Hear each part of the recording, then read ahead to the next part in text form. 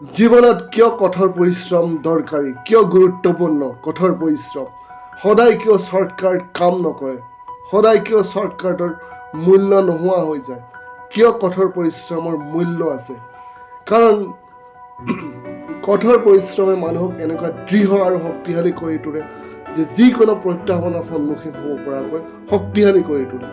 আৰু সেই প্ৰত্যাহ্বানক নেওচি মানুহে নিজৰ সফলতাৰ দিশত খোজ কাঢ়িবলৈ সহায় কৰে বা সফল হোৱাত সহায় কৰে। সেইকাৰণে সদায় আমি জীৱনত শ্বৰ্টকাট বা চুটি বাট বিচাৰিব নালাগে। আমি জীৱনত কঠোৰ পৰিশ্ৰম কৰিব লাগে। আৰু পৰিশ্ৰমে মানুহক এনেকুৱা এটা অভিজ্ঞতা দিয়ে যি মানুহক কেতিয়াও কোনো ক্ষেত্ৰতে দিব নোৱাৰে।